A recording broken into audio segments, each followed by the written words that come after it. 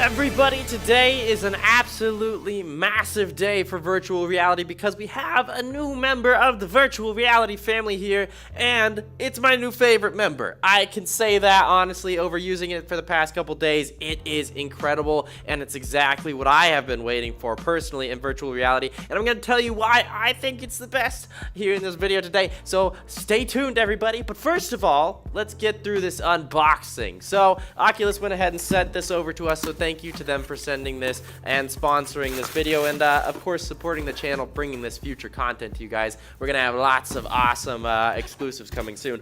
But starting with the unboxing, it's obviously beautiful packaging as always. Oculus, Facebook does a great job with this. It's kind of on par with the Apple stuff, honestly. You're greeted with this beautiful all black box, and once you rip it open, you get your amazing looking headset and your fancy new controllers right there in front of you.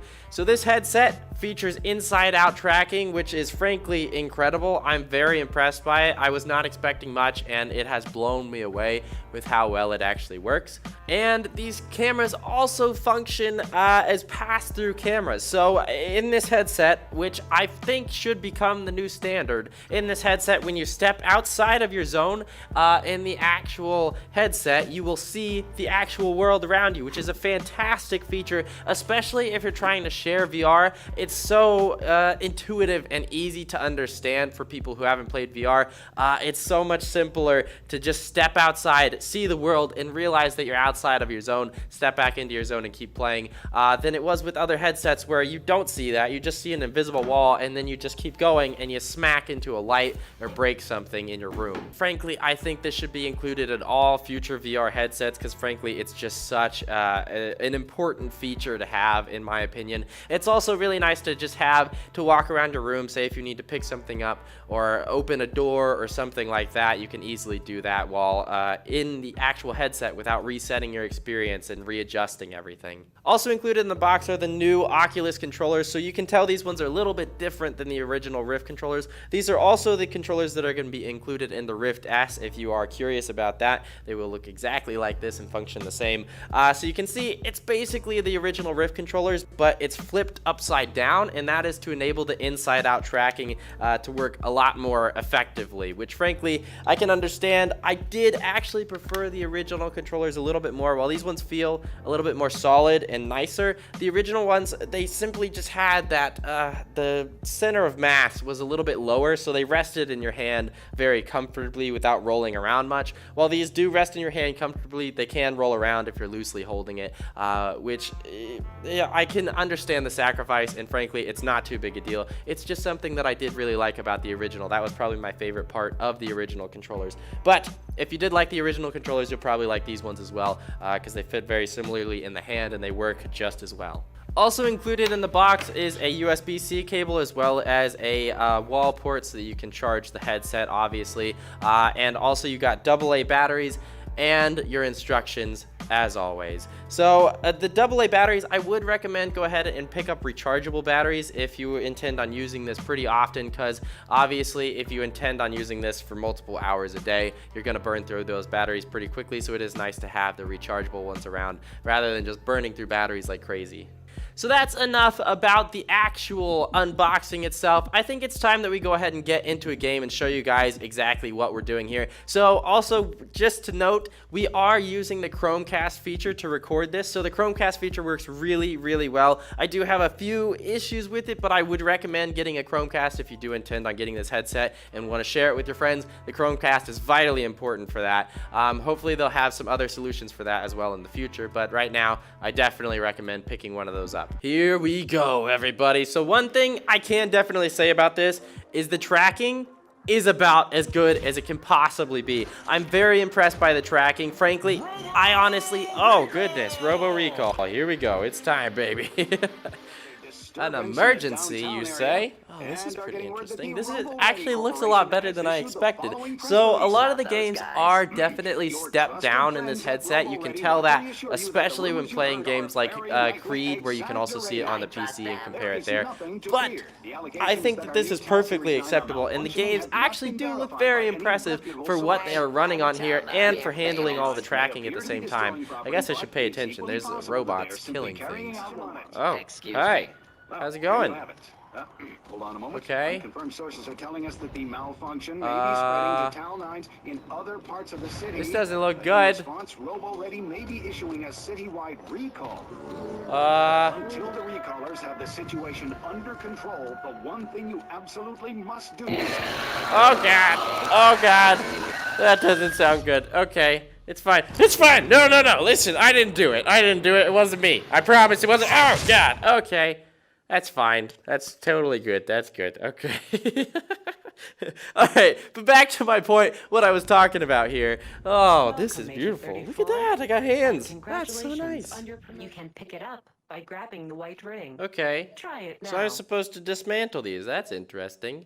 Huh. So this game actually looks pretty cool, and we'll probably touch on this game in the future. But let's go on to what I was talking about. Hey, you, stop talking to me, okay? I'm trying to manage this stuff. This game also does look very impressive for what it is here. But I can say, honestly, the tracking itself is very accurate. A few people did say that they had issues with it sort of messing up when you put it right up to your face, but frankly, I haven't really encountered much of an issue. You can see when I put it right up to my face and pull it away, it does sort of stutter for half a second, but it's really not an issue at all. Obviously, it doesn't really track when it's behind your back. It tries to, but it doesn't always see it. But you can like put it between your legs. You're gonna have no issues with this at all. Frankly, I love this. I think it even works better than the original Rift does. And I think that's why they did choose to include it on the Rift S as well, because they did an excellent job here. And I hope that this is the future of virtual reality, is the inside-out tracking, because having it just put it on and then it works, not having to set up the sensors or anything like that,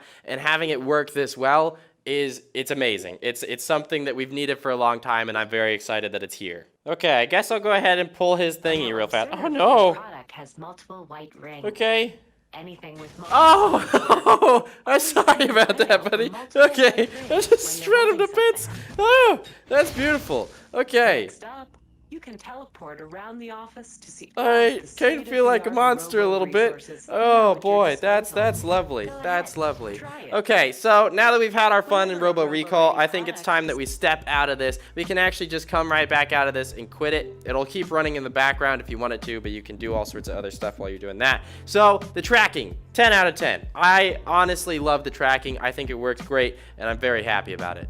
So now I think it's time that we step into a game that we've seen before so that we can sort of compare the experience to a desktop experience. This is Activitude, virtual reality. If you guys did miss the series on this, I would definitely suggest checking it out. It's a great game, but right off the bat, you can see no details are lost in this version of the game. I'm very impressed with what they've done here, because frankly, this headset is more than capable of running. Oh, hello. Very shortly, you'll meet your first client. Hi. If I may, a suggestion?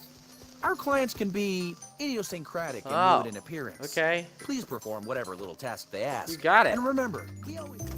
Okay, here we go. It's time that we see Butter. Hey, Butter, where are you? Hey, over here. Are you in the fridge? You're Butter.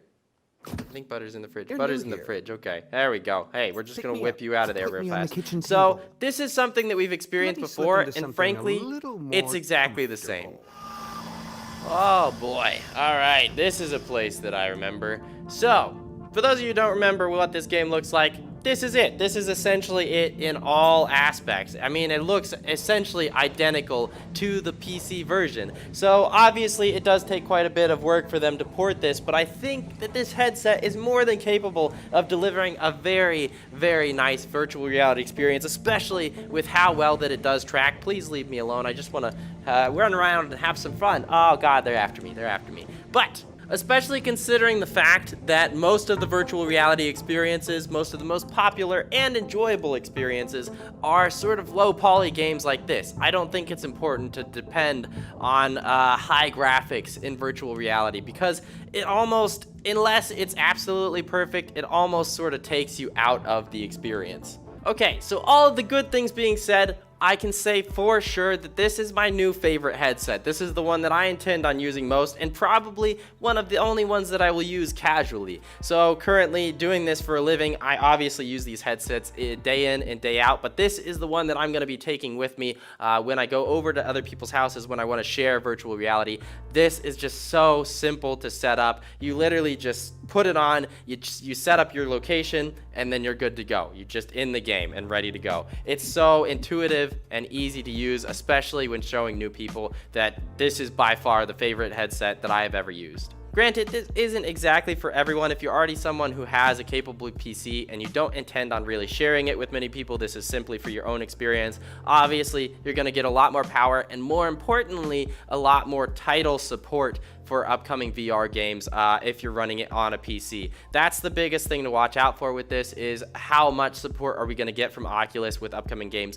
Currently, the selection is great. It's fantastic, but if they don't continue pushing that, that's going to be the only downside that I could possibly see to this headset. But if you are the kind of person who doesn't already have a gaming desktop and you want to get into virtual reality, this is definitely the suggestion I would make. Obviously, the price point is $400, so it is a little bit steep, but for what you get, honestly, I'm surprised that they can even offer it at that value. So $400 is definitely an acceptable price point for me, and definitely a steal, honestly, because any other experience, you're going to be looking at probably around $800 to get started in VR. That being said, it's a $300 headset and probably around a $500 computer if you're looking to get into it without having anything already. I would also suggest this to people that already have virtual reality and are looking to continue to get more into it and want to share it with other people. This is such a great option. Okay, so let's finally go over the negatives of this headset and what I wish they would have included that they definitely didn't.